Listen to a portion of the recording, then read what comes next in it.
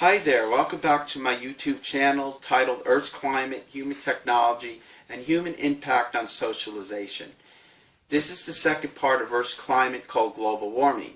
The subject is a very controversial subject to both scientists and the public with many different opinions. This series is going to be divided into 4 parts.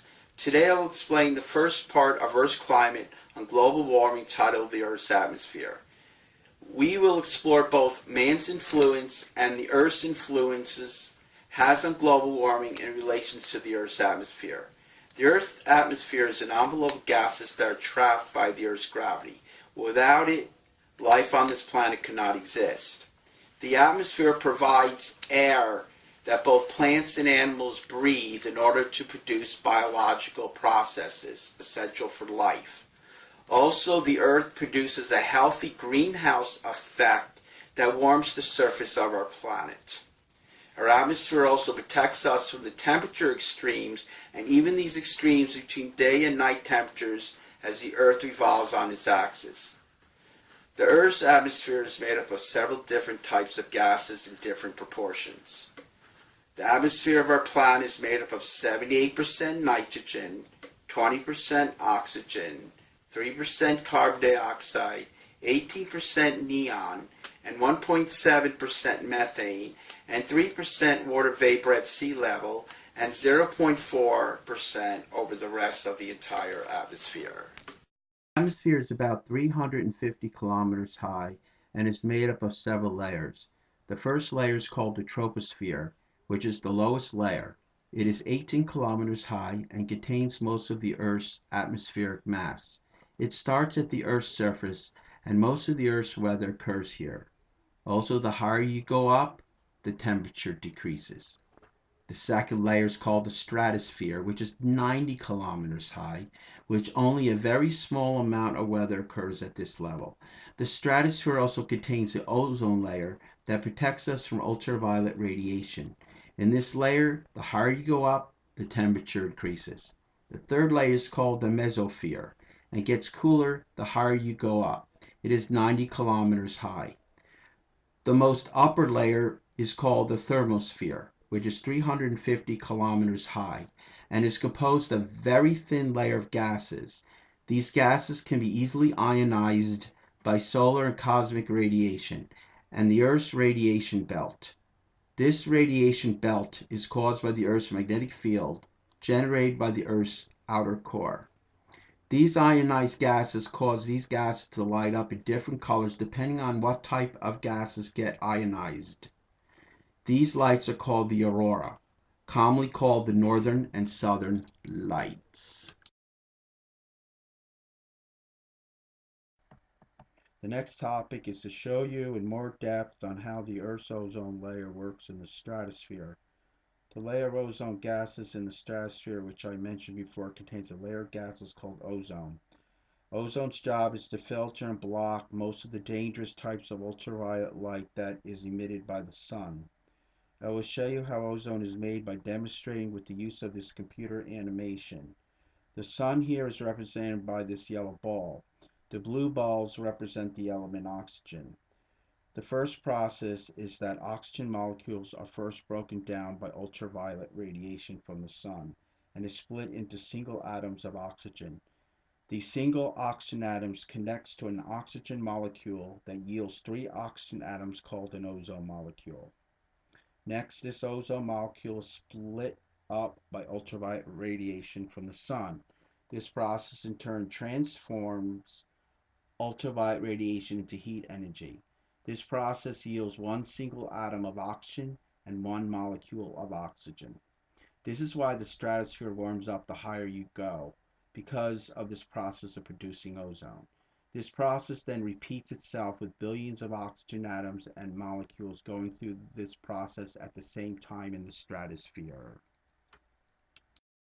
Now we are going to discuss what man is doing to the Earth's ozone layer in the stratosphere through a process called global ozone depletion.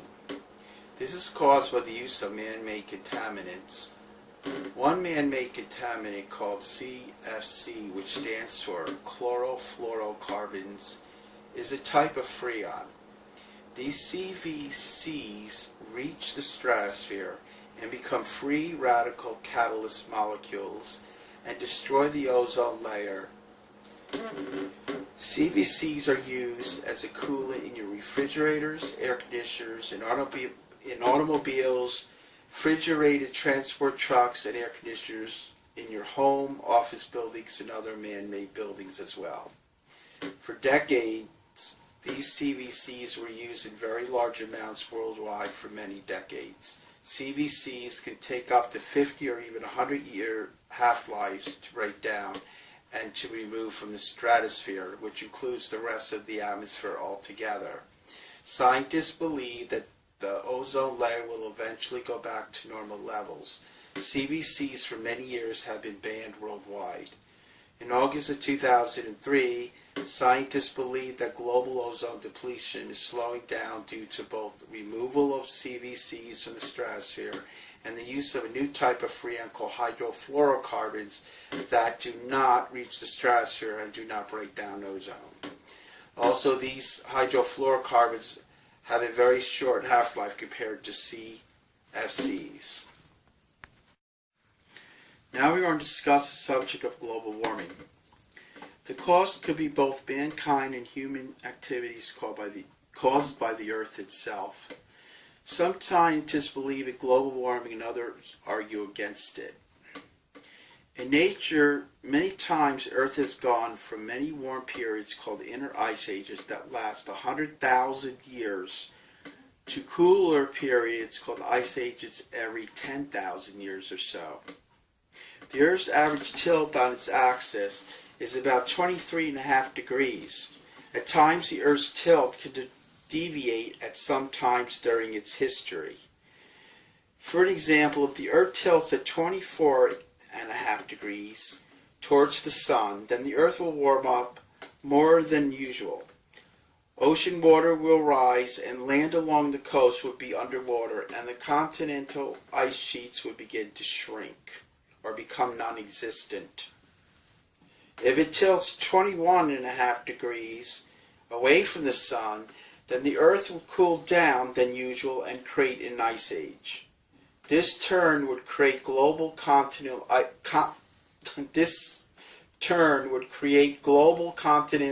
sheets. The oceanic water will begin to fall, and many more continental land will be created along the coast due to the receding waters from the world's oceans. The Earth's jet stream plays another major role on the weather in relation to global warming and cooling. The jet stream is a fast-moving air up in the tropopause, which is a boundary where the first lower level of the troposphere ends. The northern hemisphere of the Earth has two jet streams, upper polar, which is strong during the winter, and lower subtropical jet stream, which is stronger during the summer. This is also true in the southern hemisphere. The subtropical in the north and the lower jet stream in the south, called the Antarctic jet stream. The jet stream are like global ribbons of fast-moving air. These ribbons of air work in two ways. One way is the jet stream can cause a ridge, which is like an upward curve. When this happens, warm air moves up this ridge of air, and on top of it is cooler air. The other way which the jet stream works is causing a trough, which is like an upside-down curve. When this happens, cooler air moves down. The air ahead of it is cooler than the air underneath it, in which is warmer air. The human effects of global warming is caused by the burning of huge amounts of CO2 emissions. These CO2 emissions have a major impact on our weather. For several decades now, we have been seeing larger and more powerful tropical storms like hurricanes, typhoons, and cyclones in much more frequency. Australia was hit more this year by more cyclones in its history for that area. We are also witnessing more floods, tornadoes, rising sea levels, and droughts around the globe. Over time, man's scientific knowledge and the development of many different types of technology were used. For example, man burning coal for power plants to produce electricity and heating our homes. Also back in the 19th century, when the steam engine was invented, it would burn coal that heated up the water in the engine to produce steam, producing mechanical power. When trains were invented also in the 19th century, they ran on this same type of engine. Later in the 20th century, a fossil fuel called petroleum oil was discovered. The petroleum oil had to be processed into different types of fuels like gasoline, kerosene, and diesel, which later powered even boats instead of the steam engine of the past. These fuels also were used to power other new inventions like the automobile and both propeller type of aircraft and jet aircrafts. Jet aircraft run on newer type of engine called the jet engine. Jet engines produce a jet stream of fast, hot exhaust gases to produce power called jet thrust. This type of thrust moves the jet aircraft forward. Now, since we know a little about the history of these inventions, these man-made technologies play an important role in global warming because of the use of fossil fuels. When these fossil fuels burn with oxygen, they yield carbon dioxide, which in turn is a greenhouse gas. When these greenhouse gases go up into the atmosphere in very large quantities over time, I'm referring to over 100 years or more, they can cause global warming to such an extent they can affect the weather and the Earth's climate as well. Another possible cause of global warming is the cutting down of trees on a large scale that make up both the major rainforests in the world, woodlands, and swamps. This is the result of a growing human population developing the land for farm, land, industries, and building houses. These trees and other plants convert CO2 into oxygen as a waste gas that we humans and all animals breathe in for basic biological processes. Plants in turn need the CO2 we breathe out, uses for their biological processes. We humans produce more CO2 than is needed for the environment, caused by huge amounts of carbon emissions alone around the world. As we develop land for human needs, we're also seeing more wild animals attacking more humans, because these animals have nowhere to go as the human population expands. I will now be showing you a video on the cutting down of vegetation and the human expansion of land. Hi there, this is Tom Doucette. Hey, welcome back to my YouTube channel. I'm showing you this video to show you about the development of land, like we're destroying like the woods, and I'm going to show you some examples of that today. Just like a brief video. So I'm sorry about it moving, it's just the camera.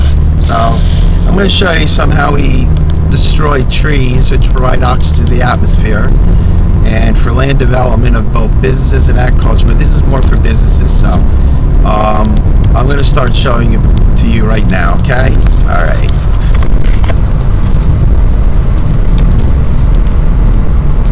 We're going to get there real soon, so give me some chance here. This was for land development here.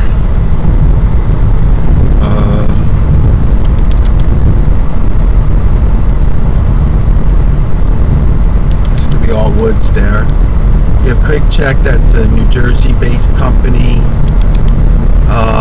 There's a lot of woods that were done over there. The Okay, we're going to see actual development here. And I got to stop at this light here.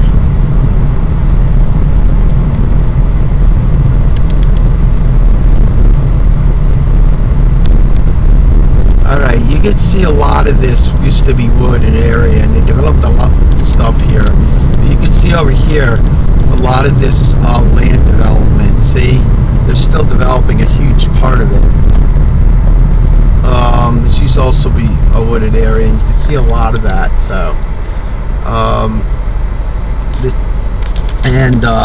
they provide oxygen to the atmosphere because they plants take in carbon dioxide that animals breathe out, and their waste gas is O2, just like carbon dioxide is our waste gas. So I'm stopping at this light. I'm sorry it's taking a little time here.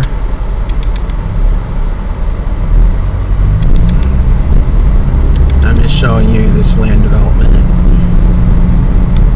And they're building this up pretty quickly here in New York. See that? It's all about the land development that they're developing here. Alright, I just wanted to show you an example of what's going on. That we develop, destroy forests for land.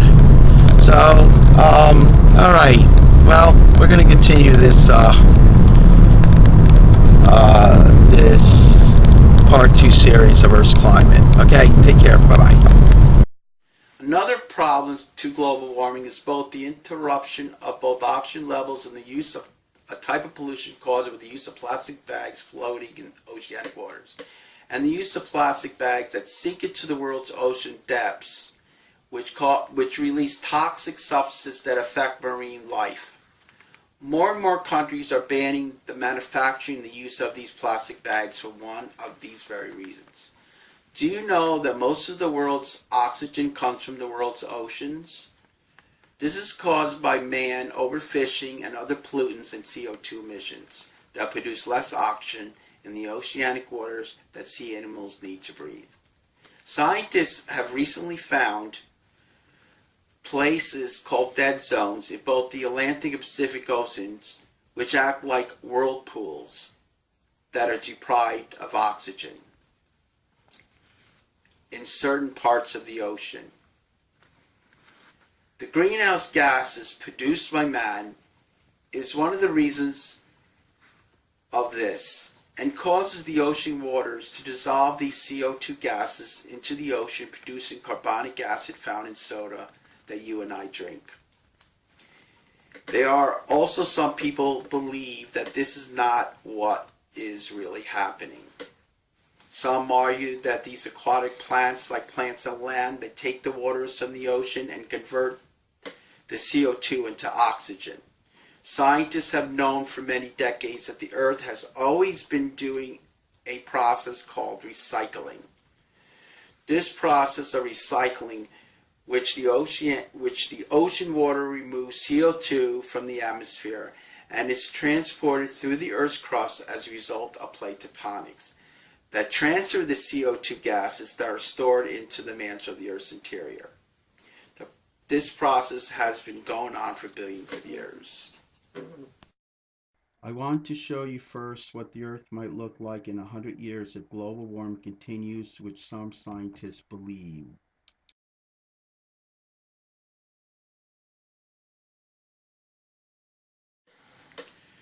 The next topic that I will be discussing in my next webcast is the effects of global warming has on life on this planet. I thank you for watching and have a great day.